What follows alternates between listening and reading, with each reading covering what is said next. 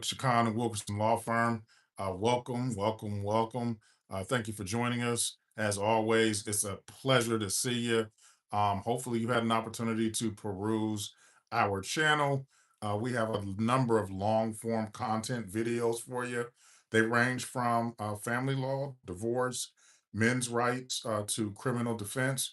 So please take time to first like, follow, make sure that you follow us so that you're getting updates on when we post videos.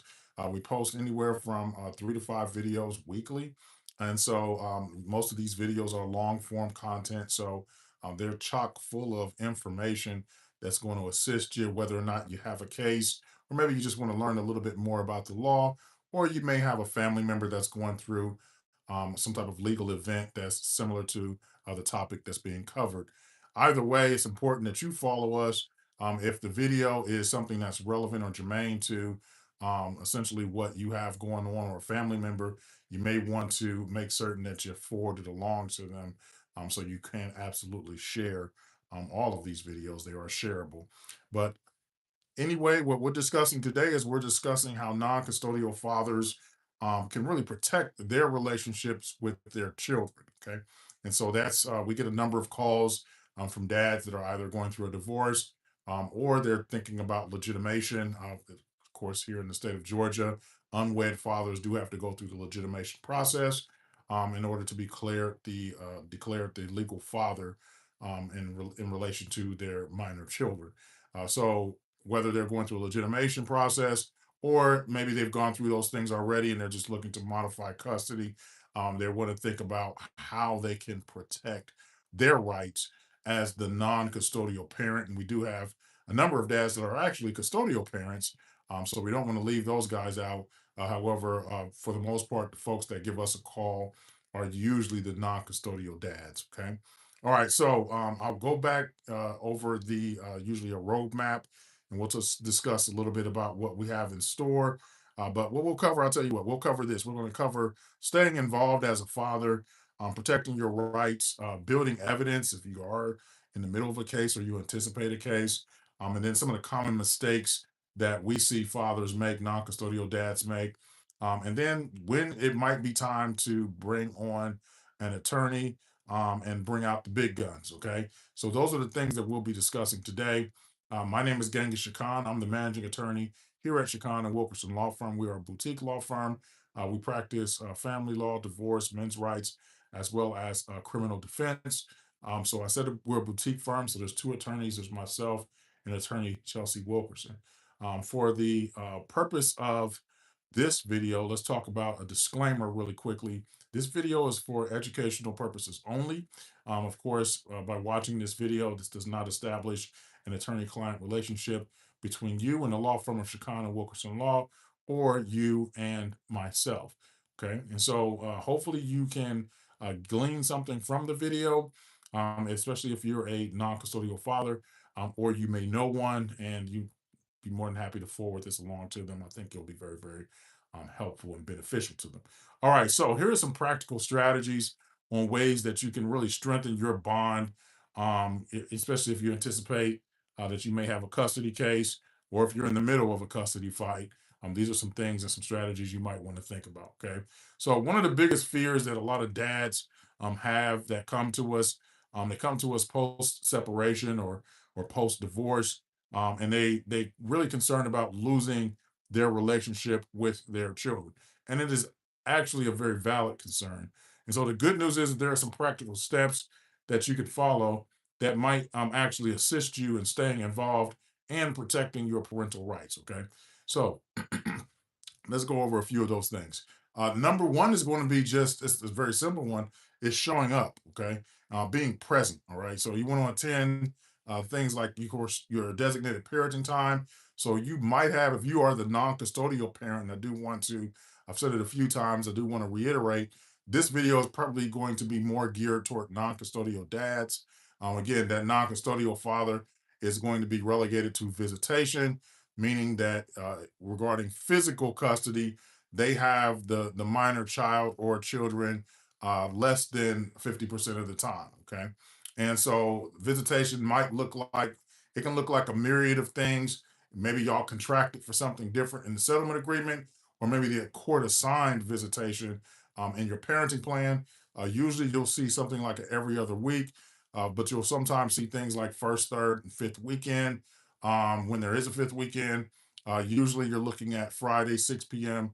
to Sunday at 6 p.m. Judges are in love with that. So that's usually what you will see when you start looking at these parenting plans, and when times are kind of being considered for pickup, drop off, and what the visitation schedule is going to look like. So you want to attend that parenting time whenever your designated weekend.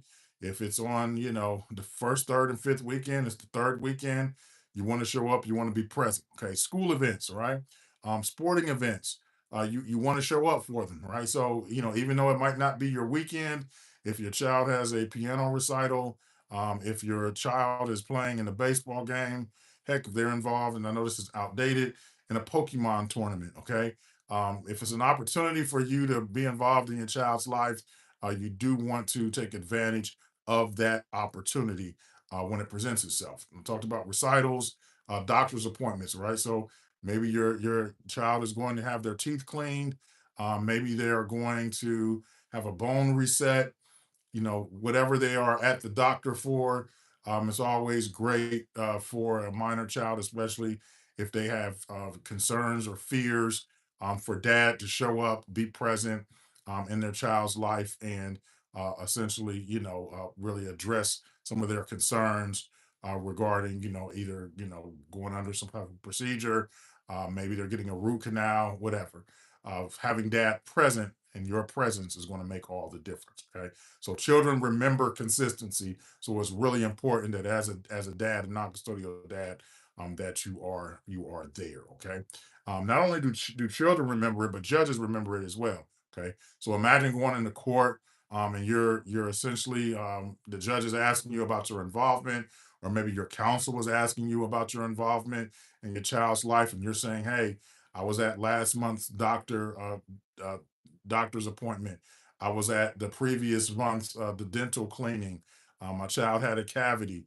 I went to parent teacher conference, and the last semester.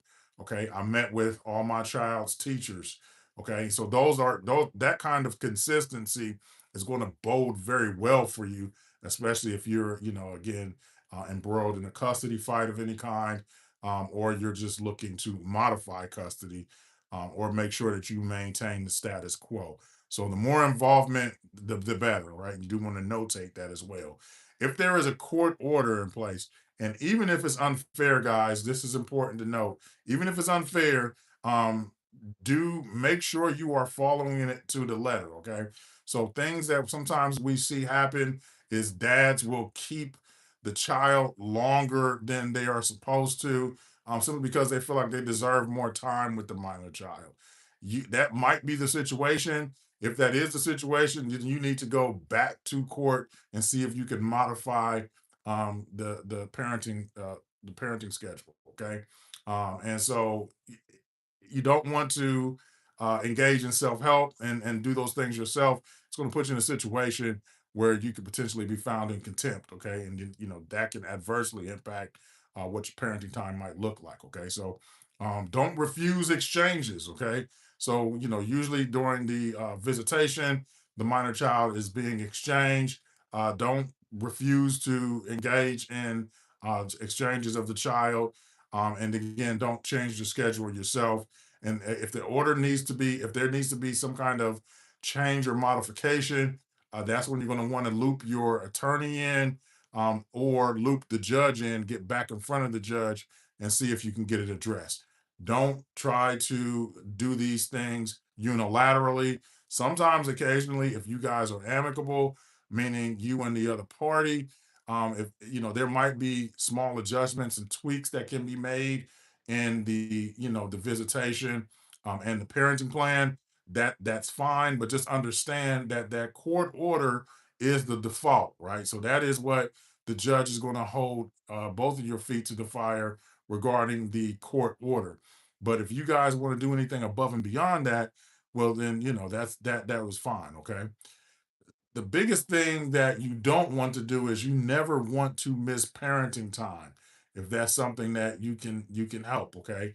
Your parenting time is valuable. If you can't attend parenting time, sometimes emergencies and situations do arise. You do want to communicate early with the other parent, okay? Because remember, this is supposed to be a co-parenting at its finest, and so you want to make sure that you are communicating with that other parent. Hey, listen, um, I'm going to be unable this weekend to, basically pick up our little munchkin for because I'm going to the hospital to have surgery, or whatever the situation might be. Okay, or my car is out of commission and I have to stop by the mechanic. Okay, or I have a family member that recently passed away and I am leaving town to attend their funeral proceeding. All right, so that might be, of course, reason for you not to exercise your parenting time, but you just want to make sure that you are communicating those things early, so that and then maybe there's an offer to make up additional parenting time. So your lost parenting time, you can request to make it up at a different time and date, right? So you don't actually lose your parenting time. It's just rescheduled. Okay. And so that's going to be really important because you don't want it to look like that you are passing up on your designated parenting time. You want to make sure that you're paying child support, guys.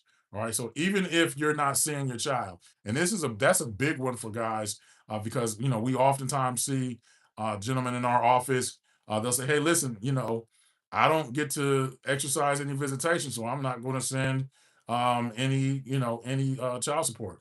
Or she's engaging in, says she, the custodial parent, is engaging in parental alienation. So I'm not going to send any money to the state, and that is going to be a huge mistake. It's going to land you in court, and you're going to find yourself in contempt of court. Okay, so even if you're not seeing your child, child support and visitation are two separate legal issues. Understand that they are not tethered. Okay, so they are two separate issues, and so if you are having issues with the visitation, then you absolutely need to engage an attorney, or you need to go and find your way to a superior court judge to inform them and let them know what's going on. If you are an unwed father and have not gone through the legitimation process, in order to have legal rights in the state of Georgia, parenting rights, you're going to have to go through that process before you're going to get any kind of legal or physical custody of the minor child. So that's for unwed fathers, okay? But if you were, you've gone through a divorce, if you already have gone through a modification, or you're looking to go through a modification, just kind of understand if you're paying child support, those issues are separate. You need to start your own separate action. If even if you're paying child support and you don't have access to the minor kid. So just understand that from the outset. It's going to save you a bunch of grief. Okay, guys. So you don't want to stop paying, even if you get frustrated. All that happens is your payments go into arrears. You end up owing, and then of course you put your freedom at jeopardy, your license at jeopardy. If you like to leave the country, put your passport in jeopardy. And a lot of times, once you kind of get into that hole of the arrears, it's really hard to dig yourself out of, right? So you do want to stay up to date if you can on paying child support, right? You want to communicate positively, guys. So key communication, you want to be respectful. I'll always recommend when you're dealing with your ex, just keep it brief. Okay. You don't need to do a deep dive into, each other's lives. You don't have to find out what's going on with them. You don't have to catch up. Just brief. Just focus on co-parenting. Okay, that's going to be your best bet. All right, just focusing on co-parenting. And stay focused on the child. Make sure the conversations are child focused. Okay, assume every text is just going to be used as evidence and is going to go before a judge. All right.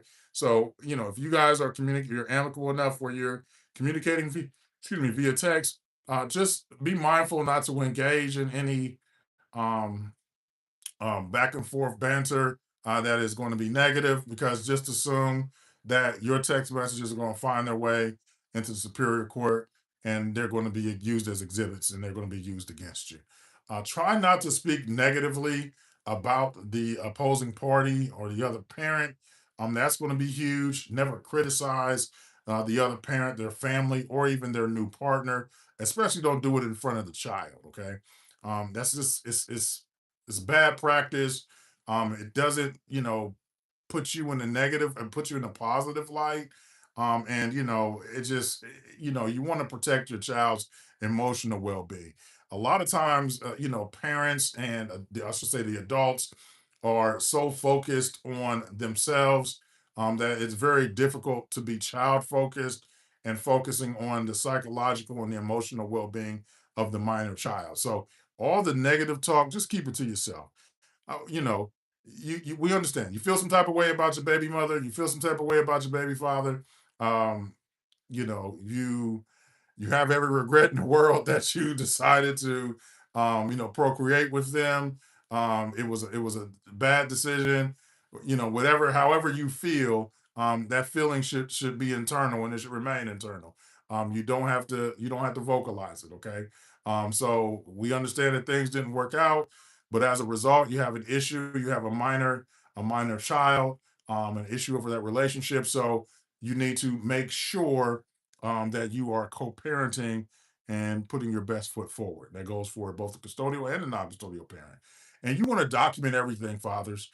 You want to make sure that you're keeping records of all the parenting time, the missed visits, the school appointments, the medical appointments, the things that you attend regarding extracurricular activities, communication, how you communicate with your minor child or children, and any expenses, right? So things, amount of money that you're spending. Maybe you're buying school clothes, haircuts. Maybe you've bought a cell phone for your child. Okay. Maybe you're sending extra money to mom. Though I would advise against that. Whatever money is being sent needs to be paid through formal channels so that it can be again recorded and you can issue a receipt for it. But you want to end, and it's always ill-advised to pay over that child support amount. All right, because a lot of dads will think that they're getting credit or they're essentially any arrears that might happen as a result of months of non-payment, and that's just not the case. Anything that you're paying over is considered a gift. Okay, and so that's what you want to think about when you're making these child support payments. Just make sure that you are keeping good records of your payments. So would advise against cash, things like Cash App, of course, Venmo, writing checks where you can keep an actual record of your transfers is going to be best for you. All right, using co-parenting apps for those folks who have difficulty communicating, maybe because there's so much animosity, so much vitriol between the parties. You guys just can't get along. Co-parenting apps are great. They help track messages. They also can, you can share calendars. You can store expenses, and all of that stuff can be actually centralized and used as exhibits later on in the court to show whatever it is that you need to show. Okay, so sometimes those co-parenting apps will be great. One of those apps is called Our Family Wizard. Um, Sometimes the courts will mandate that the parties pick up those apps, and then one party might be held accountable for the cost and expense of using those apps. But they reduce misunderstandings, and they can create a really organized record that can be used in the court should any issues actually arise. You want to be active at school, and I talked a little bit about this already. So you want to stay involved. You want to request access to report cards, school portals, parent-teacher conference stuff, school activities. You want to stay up on your child's conduct and behavior. Your child's teachers, they should see you and recognize you and feel like they can give you a call if there's ever a problem or an issue. That's the kind of level of involvement that you want to see and that the courts would like to see. And to be honest with you guys, this is a cheat code when it comes to spending additional time with your minor child, right? So you may have every other weekend, but they're going to your child's school, volunteering at your child's school, checking in on your child. That's going to give you extra face time with your child, okay? And that's going to create that consistency that we talked a little bit about early on. All right. So you want to show involvement. And then you want to build your case every day. Okay. So every interaction matters. And you just want to make sure that over the months, over the years, that you are engaging in everything that we just discussed. And essentially, like I said, if you find yourself in court, you find yourself in a trial, you have a record of all this participation and all these resources that you have poured into the parenting. This it's going to bode very well for you, right? It's going to put you in a position to possibly prevail, you know, given whatever your legal goals might be, all right?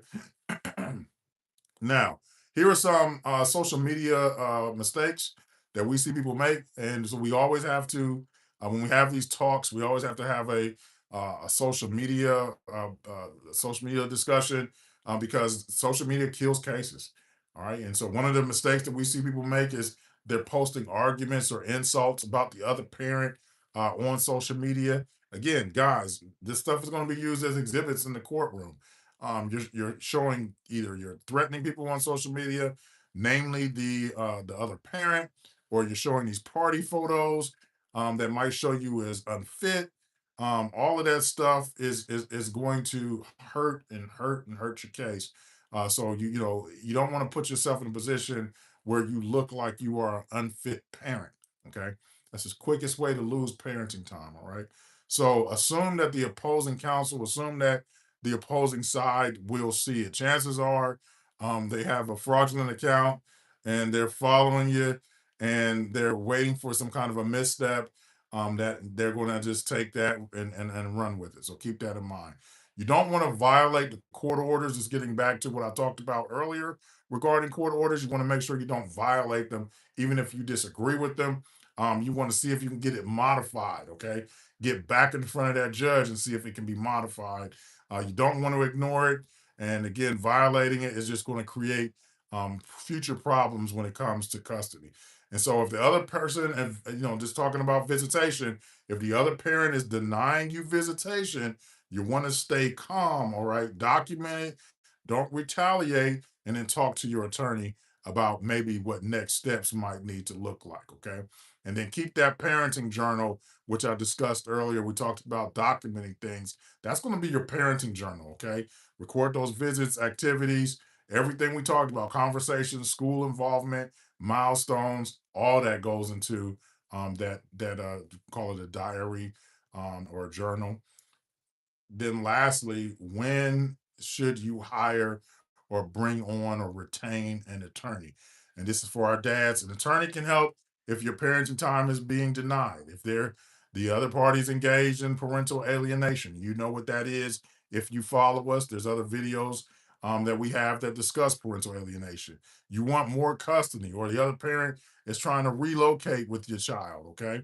Or there's some false allegations against you, like TPO has been filed against you, or a parent is making false allegations to try to modify custody against you. Okay, or maybe you need to modify custody. These are all reasons to reach out to your attorney and to see if you can get them involved, loop them in, so that you can get these things addressed, so they don't become bigger issues later over time. All right. Now, here's some other legal professionals or professionals, I should say, that might be able to assist along with your counsel. One is a guardian ad litem. Okay. We talked about that as another attorney usually.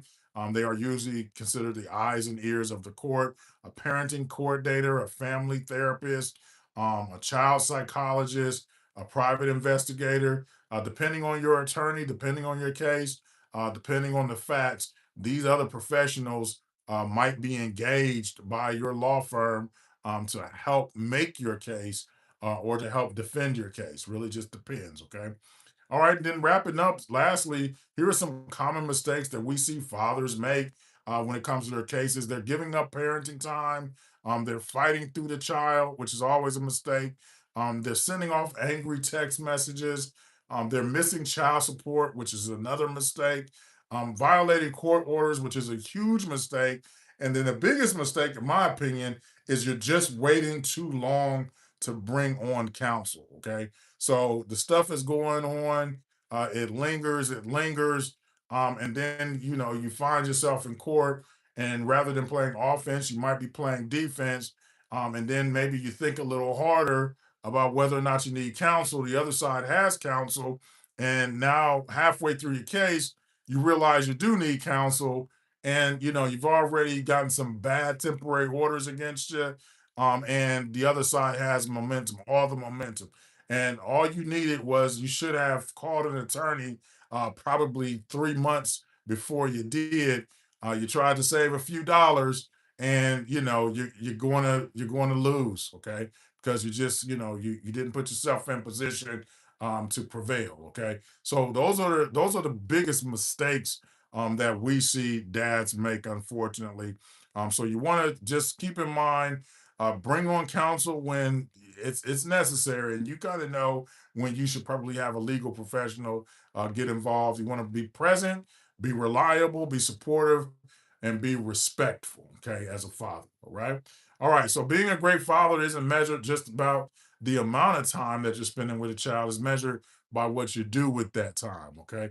And so hopefully this video has been helpful in telling you on what things you need to really be kind of keeping your eye on, if you have a case, even if you don't have a case, or if you're just trying to be involved and be present in your child's life, and you want to make sure that you're protecting your rights. If you're a father and you're facing a divorce or a child custody issue, or you need to be legitimized, or you have some kind of other men's rights issue, or if you have a criminal issue, you can give us a call at 478-845-1213 if you need a lawyer, and you're looking to retain a lawyer. Or you can give us a call at 404-999-9529.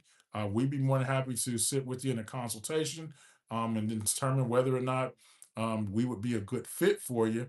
And then we, kind of, if it looks like that we can move forward with you, we'll be more than happy to help you out. We love helping dads. One of our practice areas is men's rights. That's one of the reasons why we discuss men's rights, and we're so adamant about men's rights, because dads should be involved in their children's lives. If children are going to be well rounded, they need the help and assistance of both parents, their mothers and their fathers, okay, or their guardians. They need adults in their lives that care about their interests above their own politics, above their own emotional needs or shortcomings, and they could focus and be child focused and child centered, and do what's in the best interest of the minor children. Okay. I know I'm on a soapbox, but many adults think about themselves, and too often the minor children are only a second thought. Okay. All right, guys. Thank you for joining us for this video. And as always, if this has been helpful, please like. If you know someone that is going through, they're a father and they're going through divorce, child custody fight, or they need to be legitimized, feel free to forward this along to them and share it with them. And if this has been helpful, as always, make sure that you follow us. Okay, guys? All right. Thank you for joining us, and we'll see you on the next video.